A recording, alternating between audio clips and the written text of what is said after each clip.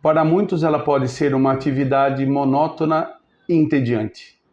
Isso porque, quando se fala em leitura, logo se pensa em grandes textos, em livros imensos, em longas histórias. Mas não é só de grandes romances que é feita a boa literatura. Textos curtos e breves também podem ser memoráveis e impactantes, e são certamente uma excelente opção, principalmente a quem está iniciando na vida leitora. É sempre bom lembrar, um grande maratonista iniciou com curtas distâncias. Olá, sejam bem-vindos, Professor Baldini, em mais um vídeo. Os contos e as crônicas são gêneros literários breves, curtos, mas em nada deixam a desejar a quem está buscando conhecimento, cultura e boas experiências de vida. Mas antes, se vocês já estão gostando dos meus vídeos, por favor, não deixe de curtir esse vídeo e se inscrever no canal. Essas ações são muito simples para se fazer, mas me ajudam muito a continuar produzindo conteúdos para ajudar você na sua jornada de estudos e de leitura. Desde já, muito obrigado. No vídeo anterior, nós falamos um pouco a respeito dos contos. E eu frisei muito a respeito da duração de um conto, né? O tamanho, a extensão de um texto do gênero conto.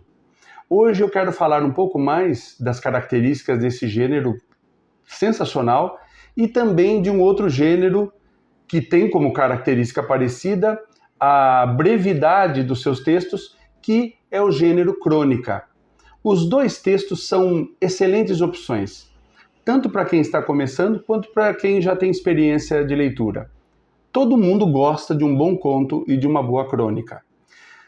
Bom, vamos falar então a respeito dos contos, continuar falando sobre eles. Até no vídeo passado eu li um conto para vocês, né? Um conto muito bom, por sinal. Além da brevidade do texto, o conto tem como característica um enredo fixo, uma história só em torno desse enredo, que tem começo, meio e fim bastante marcados, o início, o desenvolvimento, o clímax e o desfecho da história, sempre focando num acontecimento só. Ele também tem poucos personagens, às vezes um ou dois. Muitas vezes esses personagens recebem nome, outras vezes não, mas nem por isso esses textos, esses contos, o gênero conto, deixa a desejar no quesito experiência de leitura.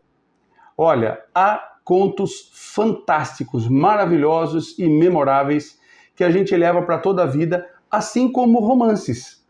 A diferença é que os romances são muito mais extensos, com muito mais personagens, e além da história principal, há outras histórias periféricas que vão de encontro, né? Ou melhor, vão ao encontro da história principal. Isso porque, é claro, o romance permite isso por causa da sua duração de leitura, né? Por causa da sua extensão textual.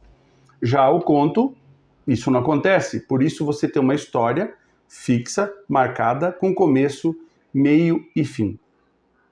O conto, além de tudo, ele tem como característica a história ficcional, sempre uma história criada, inventada, não baseada em fatos reais. Pelo menos, na maioria dos casos, é sempre uma história ficcional. No caso das crônicas, há algumas diferenças. A crônica, apesar de ser também um texto curto, breve, até mais curto que os contos, a crônica nasce com o jornal. Ela está estritamente ligada ao jornal. Isso é crônica moderna. Eu já vou explicar sobre crônica moderna e a ideia de crônica mais antiga, digamos assim.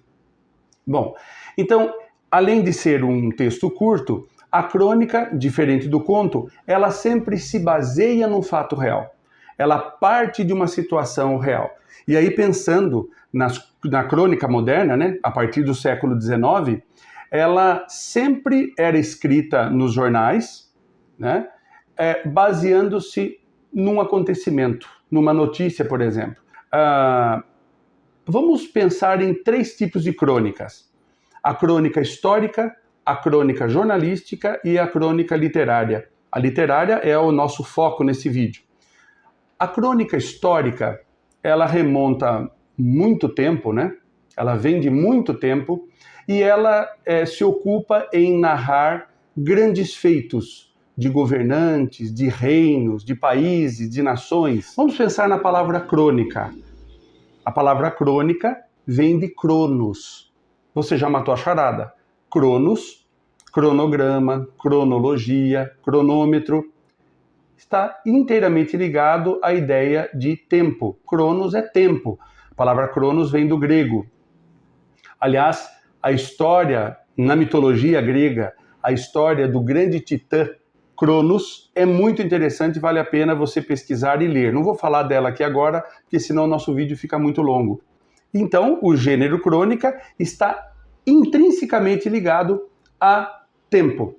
E, por isso, essas narrativas, no caso das crônicas históricas, essas narrativas de grandes feitos, registros de grandes feitos de nações, de governantes e etc. Na Bíblia Sagrada, por exemplo, no Antigo Testamento, há 2 livros que são chamados de crônicas. Primeiro livro de crônicas, segundo livro de crônicas, que narram a história, grandes histórias do povo de Israel lá na Antiguidade. A crônica jornalística, ela tem início no século XIX e, como eu disse, está diretamente ligada ao jornal. Então, o cronista fazia comentários, análises e também opinava a respeito de um acontecimento, de uma notícia, de um fato, geralmente de um fato muito marcante. Depois disso, essa crônica jornalística, ela começa a ganhar ares de literatura. E por que isso? Porque esses escritores dos jornais acabavam dando um tratamento para o seu texto, como eu disse, baseado num fato real, mas acabava dando um tratamento artístico ao seu texto. Vamos lembrar, a literatura é a arte das palavras. Assim como a pintura, a escultura, o cinema, o teatro, a dança, a música são modalidades da arte, a literatura também é. E é considerada a arte das palavras. Então, há um tratamento especial no modo de se dizer alguma coisa. Então, a crônica foi tomando esse formato mais literário. E hoje, então, nós tratamos nesse vídeo especialmente da crônica literária. Bom, assim como eu fiz no vídeo passado, lendo um conto, hoje eu vou ler uma crônica para vocês. Eu tenho aqui 4 livros de crônicas, é claro que existem muitos outros, né? E, sobretudo no Brasil, nós temos cronistas muito importantes, renomados e muito bons, né? Esse em especial, acho que as pessoas da minha idade, né, dos 40 para cima, vão se lembrar do tempo da escola, quando nós líamos essa coleção. Eu tenho um aqui até bem conservado, né? Hoje a gente encontra em sebos nessa edição. Eu tenho aqui um livro e eu escolhi uma crônica. Esse livro aqui, Moacir Scliar, Histórias que os Jornais Não Contam. É muito interessante o título desse livro, porque é justamente baseado em notícias dos jornais que as crônicas foram escritas. E foram escritas por Moacir Scliar, que foi um grande escritor brasileiro, gaúcho, já falecido, e ele trabalhou muito tempo no jornal, pegava notícias, as mais marcantes, né, as inusitadas, e a partir delas ele fazia uma crônica, e que são as crônicas literárias. Eu achei aqui a crônica que eu vou ler para vocês, e eu gostei dessa crônica porque aqui eu vou fazer uma atividade metalinguística agora. O que é isso? Eu estou falando de literatura, estou falando de crônica, né? E aí tem um texto, que é uma crônica, cuja história trata de literatura.